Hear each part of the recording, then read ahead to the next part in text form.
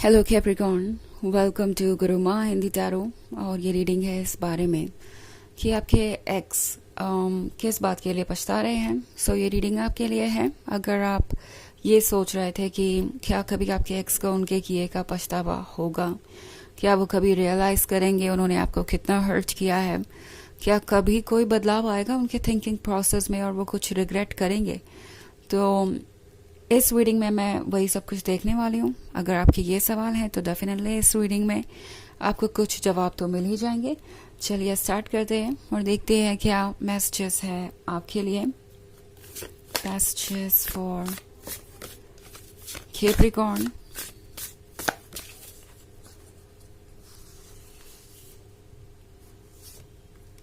Queen of water, eight of water, Six of Air, Knight of Earth, and the Empress. Okay. So हमारे पास है Eight of Water. Eight of Water के साथ लगता है जैसे कि ये जर्नी बहुत लंबी है एंड आप जिस भी पर्सन से डील कर रहे हैं वो इस वक्त अपने आप को कहीं स्टक सा महसूस कर रहे हैं। इस ब्रेकअप के बाद जैसे लगता है उन्होंने एक नई ही दुनिया देखी, बिल्कुल नए पर्सपेक्टिव से, और इस नए रियलिटी के साथ एडजस्ट करना उनके लिए बहुत मुश्किल हो गया है। क्योंकि एट ऑफ वाटर के साथ अगर आप देखें तो यहाँ पे एक मरमेड है जो कि इस समंदर में रहा करती थी, बट अब उसकी ज़रूरत है लैंड पे, और उसे अगर लैंड पे चलना है तो इसके लिए लेग्स चाहिए। और इस पर्सन के लिए कुछ ऐसी ही सिचुएशन क्रिएट हो गई। लगता है आपके प्यार ने इन्हें इतना स्पेशल फील कराया कि ये बस किसी और ही दुनिया में गुम हो गए थे। इनका पर्सपेक्टिव अपने आप को लेके और दुनिया को लेके बहुत चेंज हो गया था।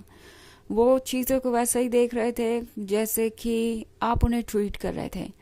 आपका लव शायद उन्हें ये सोचने पे मजबूर कर रहा था कि वो इतने स्पेशल हैं कि ये सारा यूनिवर्स ही उनके आसपास रिवॉल्व करता है, उनसे ज़्यादा कोई स्पेशल नहीं है और उनसे ज़्यादा कोई इम्पोर्टेंट भी नहीं है। वो जो चाहे वो पा सकते हैं, वो बहुत कुछ डिजर्व करते हैं। और धीरे धीरे ये जो ओवर कॉन्फिडेंस है वो भारी पड़ गया। अब ये पर्सन ये रियलाइज़ कर रहा है कि खास वो नहीं थे। ये जो सारा वाटर जिसमें वो डूबे हुए थे, वाटर इमोशंस, ड्रीम्स और फीलिंग्स को दर्शाता है। सो ये जो सारा वाटर था यहाँ पे वो इस क्वीन ऑफ वाटर के वजह से था जो कि आप थे। आपने उन्हें ये सारी ब्लेसिंग्स दी, आपने उन्हें अनकंडीशनल लव दिया और उनके लिए ये एक ऐसा इन्वायरमेंट क्रिएट किया जिसमें वो बहुत ज़्यादा सिक्योर थे, बहुत ज़्यादा स्पेशल फील करते थे। सो धीरे धीरे इन्हें समझ में आ रहा है जो लव इन्हें मिल रहा था वो आपके कारण था। और अब जब क्वीन ऑफ वाटर यहाँ नहीं है तो वाटर भी नहीं है यहाँ पे, और इस पर्सन को पता भी नहीं है कि उन्हें कैसे एडजस्ट करना है इस नई रियलिटी के साथ। वो लैंड पे आ गए हैं और अब ये चीज़ों को आसान करना चाहते हैं। जैसे लग रहा है भाग रहे हैं अपनी फीलिंग्स से, अपने पास्ट से। सिक्स ऑफ एयर को देखिए। सिक्स ऑफ एयर है एक जर्नी के बारे में, ओके। और ये पर्सन इस जर्नी को आसानी से पूरा कर सकता है। जिस तरीके से ये एंजल एक बर्ड के ऊपर बैठी है और ये बर्ड उसे ये जर्नी पूरी करवा देगा, उसे कोई एफर्ट करने की ज़रूरत नहीं है। इसी तरीके से इस वक्त ये पर्सन किसी इल्यूजन में जी रहा है क्योंकि मूव ऑन करना मुश्किल हो गया है, नई रियलिटी को एक्सेप्ट करना मुश्किल हो गया है कि दरअसल उनमें वो बात नहीं है कि वो इस तरीके के रिलेशनशिप को डिजर्व करें। वो एक्चुअली वो कुछ भी नहीं है जो वो खुद को समझते थे, वो सब कुछ एक इल्यूजन था। सो इस चीज़ को एक्सेप्ट करना इनके लिए बहुत मुश्किल हो गया है। तो ये किसी तरीके के आइडिया को नर्चर कर रहे हैं, बिलीव करना चाहते हैं और उसी के थ्रू ये चाहते हैं कि वो इस सिचुएशन से बाहर आ जाए। ये रिग्रेट कर रहे हैं आपको खोना क्योंकि उन्हें पता है कि उनके पास क्वीन ऑफ वाटर और द एम्प्रेस थी। इन्हें दिखाई दे रहा है कि आप कितने गॉर्जियस हैं, आप कितने लविंग एंड केयरिंग है, एंड मोस्ट इम्पॉर्टेंटली कितने अंडरस्टैंडिंग है।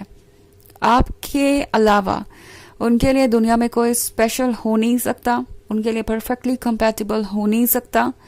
और हो भी जाए कंपैटिबल तो आपके जैसा लव उन्हें कभी ऑफर नहीं करने वाला। सो फिलहाल ये पर्सन इन चीज़ों को लेके अपने आप को ब्लेम नहीं करना चाहता। ये अपने सोल के कंप्लेन से बचना चाहते हैं। ऐसा लग रहा है कि इनकी सोल, इनका हार्ट इन्हें लगातार याद दिला रहे हैं कि इनकी गलती क्या है। ओके और वो इस तरह की शिकायतों से दूर जाना चाहते हैं। वो खुद को बचाना चाहते हैं इस तरीके के ब्लेम से और इस तरीके की रिग्रेट वाली फीलिंग से, इस तरीके की गिल्ट और शेम वाली फीलिंग से।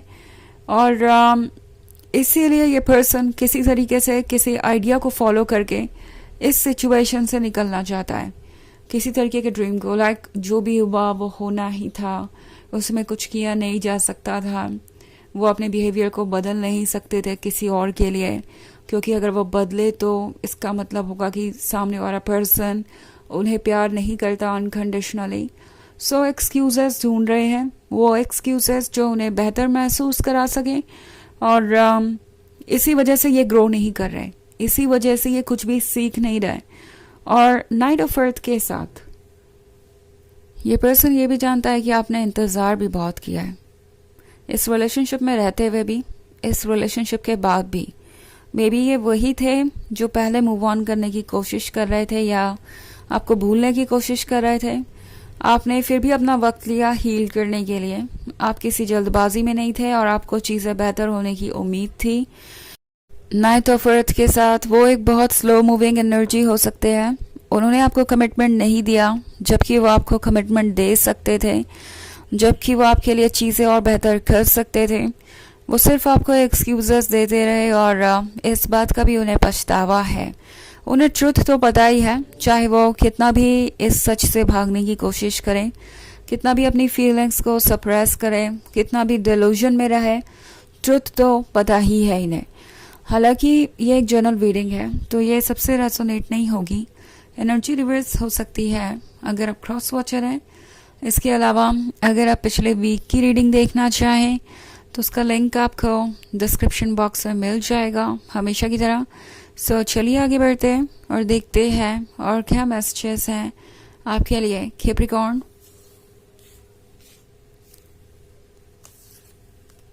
The hierophant, the fool, nine of air, Page of Fire and Six of Earth. Okay. So we have Nine of Air. Nine of Air के होने का मतलब है कि क्लियरली ये पर्सन बहुत अकेला है। उन्हें लग रहा था कि वो जैसे लगता है खुद को बचा सकते हैं अपनी ही डार्क फीलिंग से, अपने ही डार्क थॉट से।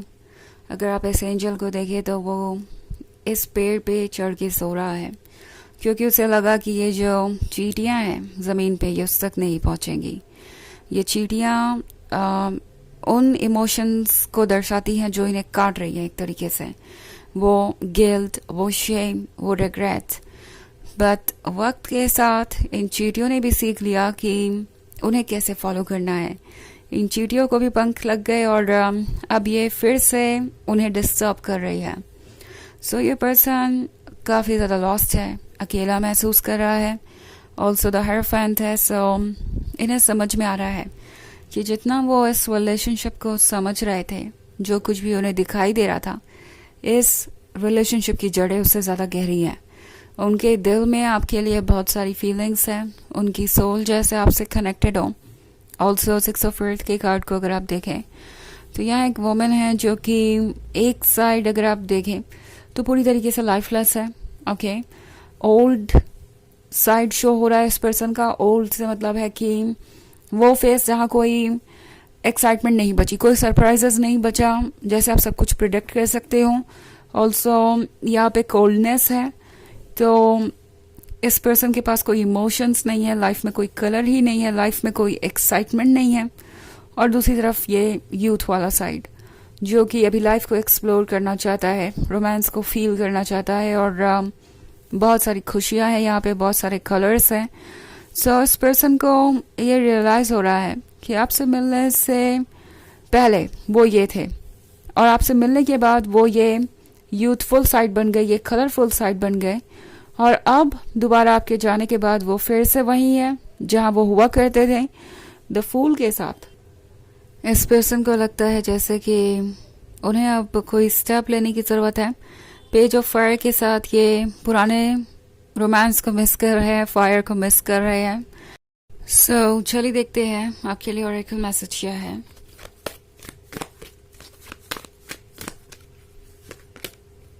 महाअवतार बाबा जी, soul expansion. Your consciousness is expanding. You understand the connections between all things. So ये कार्ड आपसे कह रहा है कि आप स्पिरिचुअली प्रोग्रेस कर रहे हैं, आपकी कॉन्शियसनेस एक अलग ही लेवल पे है, और जो लोग इस लेवल पे नहीं है उन्हें आपकी लाइफ से जाना ही पड़ेगा, और इसलिए ये पर्सन फिलहाल आपके लाइफ में नहीं है। और अपने इंट्यूशन को ट्रस्ट कीजिए, क्योंकि आप हर चीज़ को समझते हैं अच्छे तरीके से।